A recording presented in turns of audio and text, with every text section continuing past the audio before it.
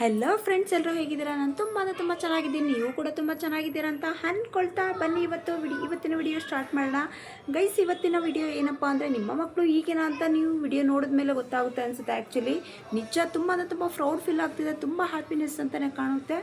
ಬನ್ನಿ ಹಾಗೆ ನೋಡ್ಕೊಬೇಡ ಬರುತ್ತೆ. ಆ್ಯಕ್ಚುಲಿ ಅದರಿಂದ ಅಷ್ಟೇ ನಾನು 2 ಇಯರ್ಸ್ ನನ್ನ ಬ್ಯಾಗ್ನ ಯಾವುದೇ ಒಂದು ನನ್ನ ದೊಡ್ಡ ಮಗಳಿಗೂ ಅಷ್ಟೇ ಚಿಕ್ಕ ಮಗಳಿಗೂ ಅಷ್ಟೇ ಬ್ಯಾಗ್ ಮಾತ್ರ ನಾನು ವರ್ಷ ತಕ್ಕೊಡೋಕ್ಕಂತೂ ಹೋಗಲ್ಲ ಆ್ಯಕ್ಚುಲಿ. ಬಟ್ ಅವ್ರು ಕೇಳೋದು ಇಲ್ಲ. ನಾನು ಈ ವರ್ಷ ತಕ್ಕೊಟ್ರೆ ಮತ್ತೆ ಇನ್ನು 2 ಇಯರ್ಸ್ ತನಕ ಅದೇ ಬ್ಯಾಗೇ ಇರುತ್ತೆ. ಲಂಚ್ ಬ್ಯಾಗ್ ಮಾತ್ರ ಚೇಂಜ್ ಮಾಡ್ತೀನಿ ಅಷ್ಟೇ, ಯಾಕಂದರೆ ಆ ಲಂಚ್ ಬ್ಯಾಗ್ನ ಬಾಳಿಕೆ ಬರಲ್ಲ ಅಂದ್ಬಿಟ್ಟು ಅಷ್ಟೇ, ಏನೇನಿಲ್ಲ. ಇದು ಟ್ಯಾಗ್ ಕಟ್ಟಾಗಿತ್ತು, ಕಿತ್ತೋಗಿತ್ತು ಅಂದ್ಬಿಟ್ಟು ಹೋಗಿ ಸ್ಟಿಚ್ ಮಾಡಿಸ್ಕೊಂಡು ಬಂದಿದ್ದೇನೆ ಗೈಸ್. ನಿಜವಾಗ್ಲೂ ರಿಯಲಿ ನನಗೆ ಪ್ರೌಡ್ ಫೀಲ್ ಆಗ್ತಾಯಿದೆ. ಬಟ್ ನನ್ನ ಮಕ್ಳಿಗೆ ಇಷ್ಟೊಂದು ಎತ್ತರಕ್ಕೆ ಬೆಳೆದಿದ್ದಾರೆ ಅನ್ನೋ ಒಂದು ನನಗೆ ಮೈಂಡಲ್ಲಿ ಇಷ್ಟೊಂದು ದೊಡ್ಡವರಾಗೋಗ್ಬಿಟ್ಟಿದ್ದಾರೆ ನನ್ನ ಮಕ್ಕಳು ಅನ್ನೋ ಒಂದು ಫೀಲ್ ಅನ್ನೋದಕ್ಕಿಂತ ಒಂದು ಪ್ರೌಡ್ ಅಂತಲೇ ಹೇಳ್ತೀನಿ. ಇದು 60 ಆಯಿತಾ? ಆ್ಯಕ್ಚುಲಿ ನೋಡಿ, ಒಂದು 30 ಇಲ್ಲಿ ಎಲ್ಲಮ್ಮ ಇದು ಇದಾಗಿದ್ದು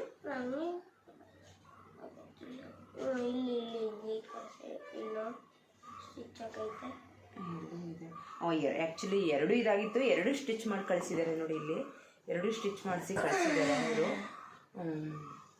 ಹೋಗ್ಬಿಟ್ಟು ಬಂದ ಹಿಂಗ ದೊಡ್ಡವನು ಬರೋಷ್ಟ್ರ ಒಳಗಡೆ, ಯಾಕಂದರೆ ದೊಡ್ಡವನು ಬರೋದು ಆ್ಯಕ್ಚುಲಿ 4:30ಗೆ ಬರೋದು ಸ್ಕೂಲ್ ಮುಗಿಸ್ಕೊಂಡು ಮನೆಗೆ.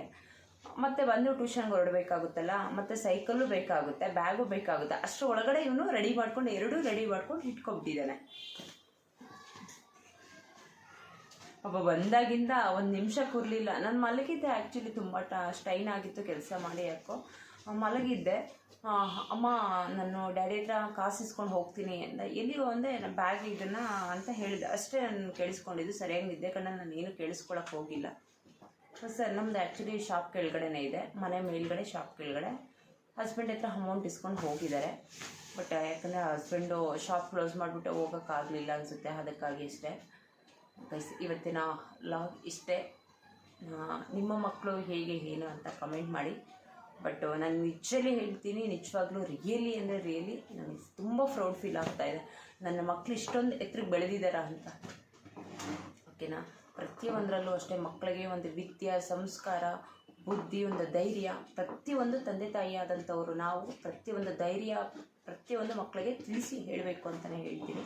ಹೇಳ್ಕೊಡಿ, ಯಾಕಂದರೆ ಪ್ರತಿಯೊಂದು ಇದಕ್ಕೂ ನಾವೇ ಇರಲಿಕ್ಕಾಗಲ್ಲ ಮಕ್ಕಳ ಮುಂದೆ. ಬಟ್ ಕೆಲವೊಂದು ಟೈಮು ಸಂದರ್ಭ ಅನ್ನೋದು ಅವ್ರ ಮುಂದೆ ನಾವು ಇರಲಿಕ್ಕಾಗಲ್ಲ. ಅವ್ರಿಗೂ ಒಂದು ಆಚೆ ಪ್ರಪಂಚ ಹೇಗಿರುತ್ತೆ ಏನೋ ಅವ್ರಿಗೂ ತಿಳ್ಕೊಂಡ್ರೆ ಒಂದು ಧೈರ್ಯ ಅನ್ನೋದು ತುಂಬಿರುತ್ತೆ ಅಂತಲೇ ಹೇಳ್ತೀನಿ. ಅದಕ್ಕಾಗಷ್ಟೇ. ಓಕೆ, ಬಾಯ್ ಮಾಡಿ. ಬಾಯ್. Okay, bye friends. ಮತ್ತೆ ಮುಂದಿನ ಸಿಗೋಣ. ನಿಮ್ಮ ಮಕ್ಕಳು ಹೇಗೆ ಏನಂತ ಕಮೆಂಟ್ ಮಾಡಿ ತಿಳಿಸಿ.